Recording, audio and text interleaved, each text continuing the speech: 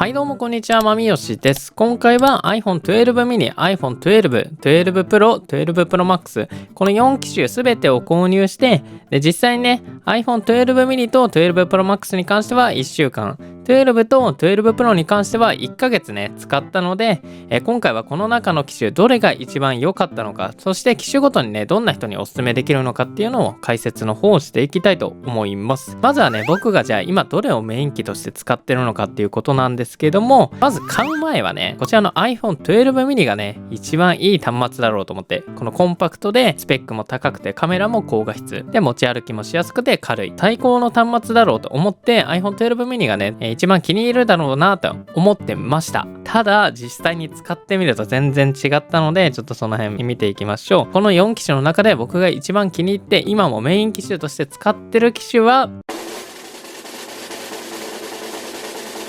はい、こちら iPhone 12 Pro Max になります。一番使わないだろうなって思ってた機種がなんと1番になりました。でじゃあなんで僕がこのね12 Pro Max を今メインで使ってるのかっていうのを説明していきたいと思います。まずね僕スマートフォンっていうのは大した作業しないです。 Twitter とか LINE とか、あと TikTok とかなんかそういったね軽い系のアプリばっかりでゲームしないし、動画編集とかもスマートフォンじゃやりません。実際に触ってみるとこっちのねミニ確かに軽くて持ちやすいんですけども、画面がちょっと小さいですね。動画とか僕 YouTube よく見るんですけども、 YouTube を見るときにちょっと小さく感じるかなと思いました。でその点ですね、こちらの12 Pro Max に関しては最初ね重っと思ったんですけども、実際ね使ってみると意外といけるなって感じました。大きさとかも、確かにね重くてでかいので取り回しがしづらいっていうデメリットはあるっちゃあるんですけども、それ以上にこの大画面の快適さっていうのがすごかったです。でプラスでねカメラに関しても 2.5 倍のズームを搭載してたり、この1倍のねカメラのレンズがセンサーサイズが大きくて高画質で背景もちょっとボケやすいといった感じになってるのが良かったですね。ただあんまり体感っていうのはできないです。カメラで選ぶんだったら別にどれでもいいかなといった感じはあります。ただですね僕ポートレートモードっていうのね結構よく使うんですよね。ご飯とか食べに行った時とかこのポートレートモードを使って撮るんですけど、これのね質が他の機種とは違いますね。ライダーセンサーを搭載してるからかなと思ったんですけども、こっちのね12 Pro もライダーセンサーの方搭載してるんですよね。12 Pro に関してはねなんかライダーセンサーを搭載してて実際に使われてるっていう感じはするんですけども、例えばこういう直線上のやつをポートレート撮影した時になんかねここがギザギザになっちゃうんですよね。それがねちょっと微妙だなと思いました。12 Pro なんですけども、この12 Pro Max に関してはそのギザギザがほとんど出ないっていうか、もうほぼ出ないと言ってもらっていいぐらいかなり質は高くなってます。ちょっと撮った写真見せていきます。これが昨日ですね。昨日、ご飯食べに行った時に撮った写真なんですけど、これポートレートモードで撮りました。ここの際見てください。このねペットボトルとかこういうグラスとかってこのライダーセンサーがないモデルだとかなりねここが甘くなってたり、なんかボケちゃいけないとこボケてたりそういった感じになるんですけども、このグラス、ここちょっと変かなっていう感じはあるんですけども、こう透明にやったら全然わかんない。こういったアイスの縁とかもかなり鮮明にポートレートモードっていうのができてますね。でちょっと後ろにあるモナカみたいなやつ、これはボケてたり、この辺のね精度がかなりいいなと思いました。であとこのセンサーサイズのね恩恵受けられるのはこちら、はいスローモーションですね。スローモーションっていうのは結構画質が悪くなるんですよね。でなんで悪くなるかというと、この普通のビデオは例えば30コマだったらシャッタースピード30分の1以上で撮ってるんですけども、こっちのねスローモーションっていうのは例えば120フレームで撮ったら120分の1以上で、これ 240fps にしたら240分の1以上に上げなきゃいけないので、その分光が止め込めなくなります。そういった時にこのセンサーサイズがちょっと大きいとその辺もカバーしてくれるかなといった感じの印象を受けました。そんな感じです。であとこれ筐体がめちゃめちゃかっこいいですね。指紋はベッタベタにつくんですけども、普段はケースをつけて使ってます。でねこのゴールドがかっこいい。この後ろもねなんかそんなギラギラしてなくて、なんかパールっぽい感じで光沢感があります。このパシフィックブルーと普通のブルーと今回ゴールド3色ね購入したんですけども、断然このゴールドがおすすめです。個人的にはこの側面に関してはねかなりゴールドで金ピカなんですけども、後ろはねそんな派手じゃないっていった感じでかなりね所有欲が満たされますね。延べ棒みみたい、金の延べ棒みたいです。で、ちょっと脱線してしまったんですけど、この大画面ですね、かなり大きくて見やすい。動画を見るときももちろんだし、例えば Twitter とかを見るときとかも、このね、そう、この12ミニだと画面が小さくてコンパクトなのはいいんですけども、画面が小さい分、このカメラのレンズが自分の顔だとしたら、こうね、字が小さいので、こう近づけないといけないんですよね。で、近づけるとどうなるかというと、結構目が疲れる。で、こう、携帯側をね、持ってくるんだったらいいんですけども、自分のね、頭が下に行っちゃいます。なので、ちょっと首とか痛くなったり、あとはなんだろう、近くで見すぎてちょっと目が悪くなっちゃうかなっていったこともあるのかなと感じました。でもね、この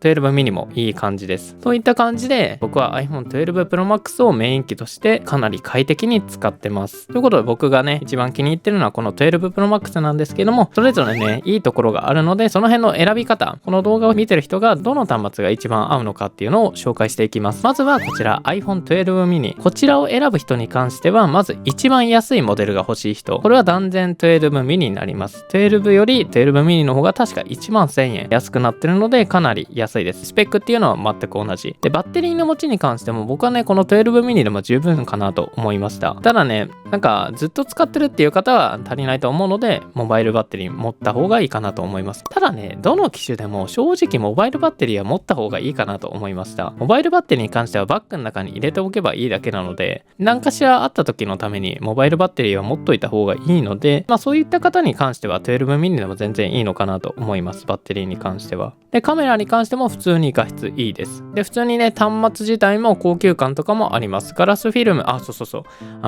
mini に関しては、このね、ガラスフィルムとケースをつけると、スワイプ、このホーム画面からロック解除ができないっていうバグがあったんですけども、そのバグもしっかり治りました。なので、今12 mini 選んで、全然悪い場所っていうのはないので安心してください。で、僕が感じたデメリットとしては、やっぱりね、画面が小さい。端末が小さいっていうのはね、この操作しやすかったり、軽かったりっていういい場面もあるんですけども、目が悪い人だとちょっと文字が小さくなったり、あとは目が疲れたりするので、なんかめちゃめちゃ目がいい人だと全然大丈夫だと思うんですけども、ちょっと目悪いなとか、メガネかけてる人とかっていうのは今回12 mini やめた方がいいのかなとちょっと思いますね。あとゲームやる人に関しては、パズドラとかね、モンストぐらいだったらいいと思うんですけども、横画面の FPS とかっていうのはちょっとね、画面が小さすぎて、例えばね、僕親指なんかめちゃめちゃでかいんですけど、親指で例えば敵が隠れちゃったりボタンが隠れちゃったりっていうことがあるので、ゲームをやるんであれば僕的にはこの iPhone 12が断然おすすめです。ちょっとしか使わないよ、でも最新端末が欲しいよっていう方はこの12 mini っていう感じですね。で、次こちらの12に関してはザ万能オールマイティみたいな感じでどんな人にもおすすめできます。カメラの画質もいいし、筐体の大きさもちょうどいいです。ちょっと重めだけど、なんといってもね、 YouTube とかが結構大きな画面で見れます。ザベストっていう感じ。この12 mini だとちょっと物足りない映像もこっちの iPhone 12だと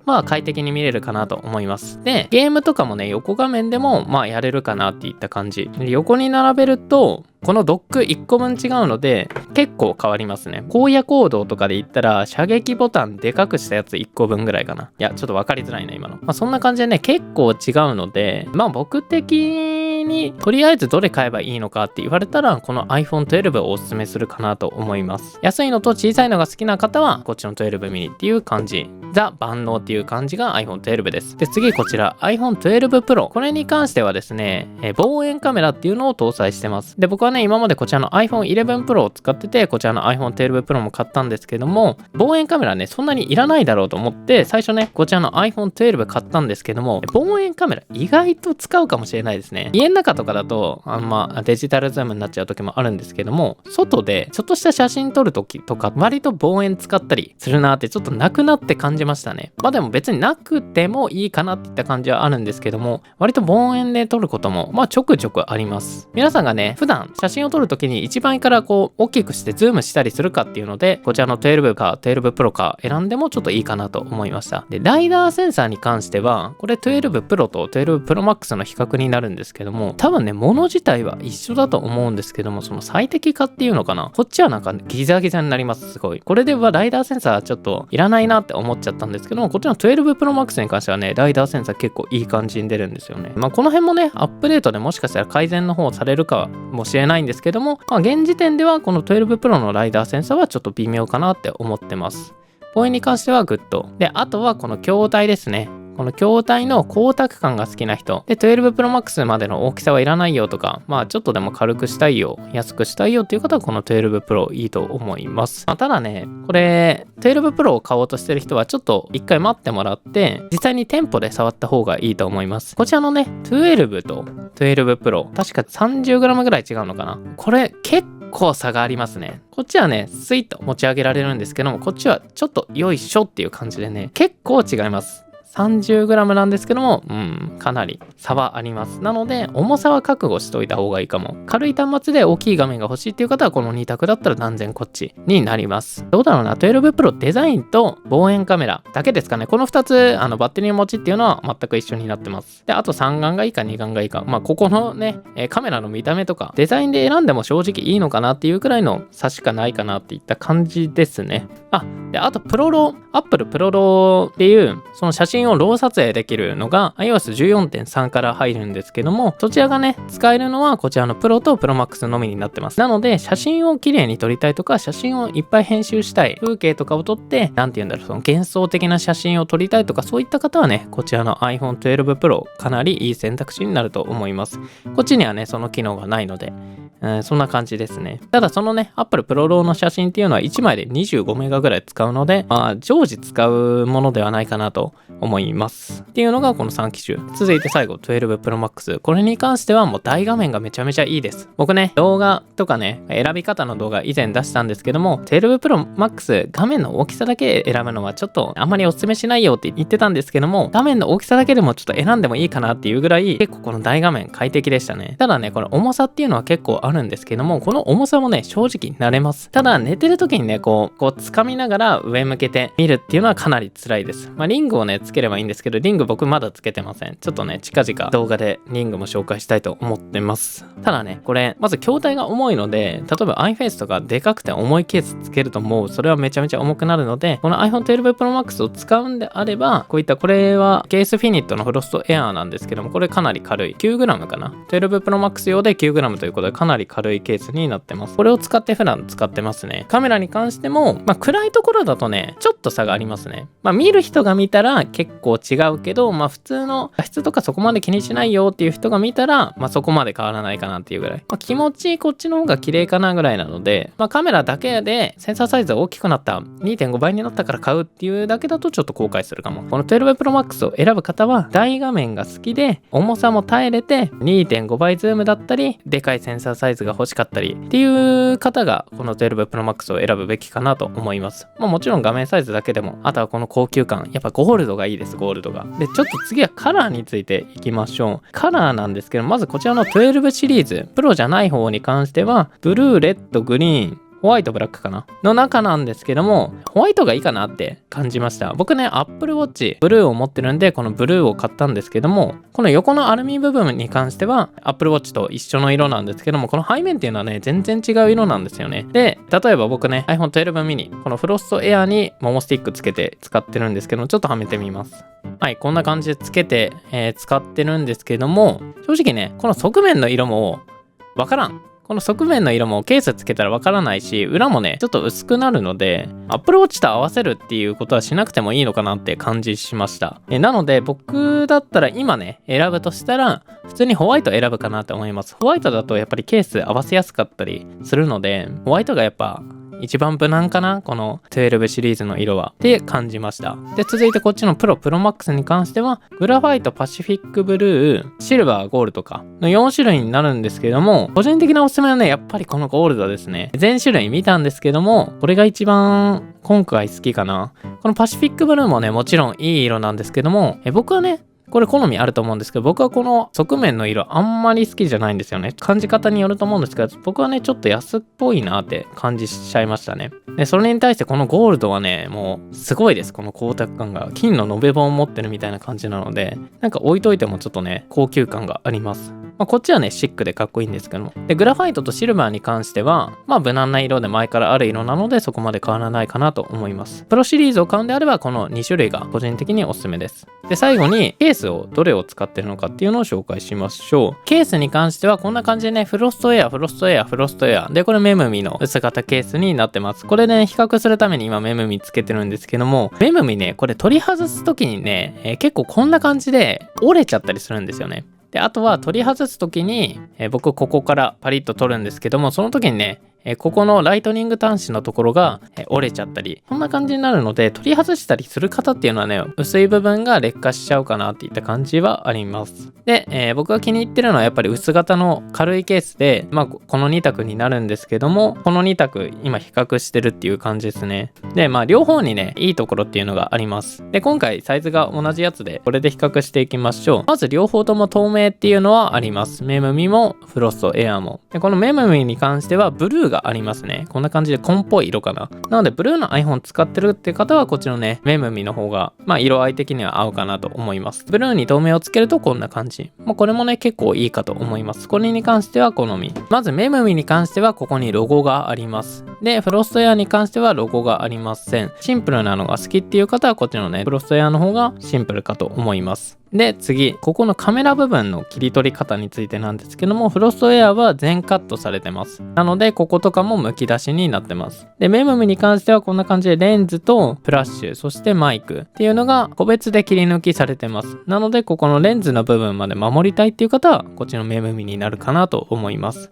ただね、ここの素材っていうのはかなり丈夫になってるので、例えばこれカッターでこうパンパンってやっても、このねサファイアガラスっていうのは全然傷がつかないです。なので、ここに関しては別に守らなくてもいいかなっていう感じは正直あります。なので、ここのデザインの好みとかで決めてもいいと思います。側面とかね、ボタン類の切り抜き精度に関しては、両方ともいいですね。こんな感じです。で、フロスエアに関してもね、結構在庫っていうのが復活してきたらしいので、ぜひこれ買ってみてもいいかなと思います。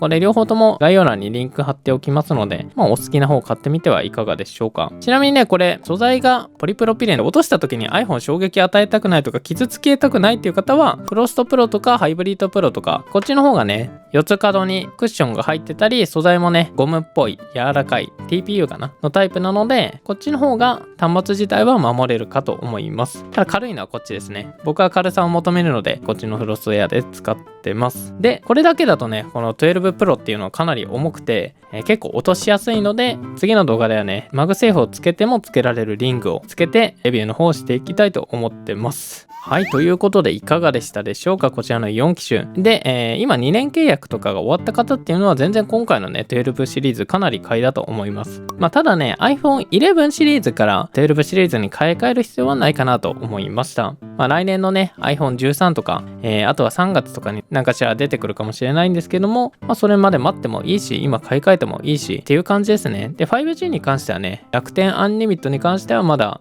IPCC を変えないと使えないし、ソフトバンク au ドコモだったりは、掴んだり掴まなかったり、まだまだ都心の方しか使えないので 5G 目当てで買うのはやめた方がいいのと、あと 5G なくてもね別にいい端末なので、全然 5G 対応してないから買い替えなくていいやっていう、感じにはならなくていいかなと思います。であと最後大事な1個で、これを買う場所なんですけども、ソフトバンク au ドコモとか、そこで機種変するとですね 5G に対応してない田舎とかでも 5G プランに勝手に切り替えられます。プラス1000円ですね。最初の6ヶ月間とかは無料とかになるんですけども、後々ね1年経った後とかにプラス1000円とかになってくるんで、 Apple Store で購入して中のカードだけを差し替えて使うようにしましょう。そうするとね 5G っていうのは使えないんですけども、料金プランに関しては今と全く同じものを使うことができます。でそしてね、一番いいのは Apple Store で買って、例えば UQ モバイルとか楽天アンリミットとかそういった安いプランに乗り換えると、スマホ代の負担をかなり変えられるのかなと思います。はい。そんなところですかね。他にもね、こんなこと気になるとかあれば、コメント欄でコメントしてくれるか、もしくはね、生放送、結構頻繁にやってますので、その生放送で聞いていただければなと思います。生放送に関しては、このチャンネル登録ボタンを押してね、チャンネル登録ボタンの横にあるベルマークを押して、通知を受け取るのを全てにしていただければ、生放送の通知とか行ったり、で、あとはね、Twitter にも配信を始めた時にツイートしてますので、Twitter やってる方もぜひ、フォローしてみてください。で、こののチャンネルではスマホのお得情報だったり便利技だったり、あとは MacBook のレビューだったり、Apple 製品をメインにガジェットレビューしてますので、興味がある方はぜひチャンネル登録お願いします。ということで以上、バイ。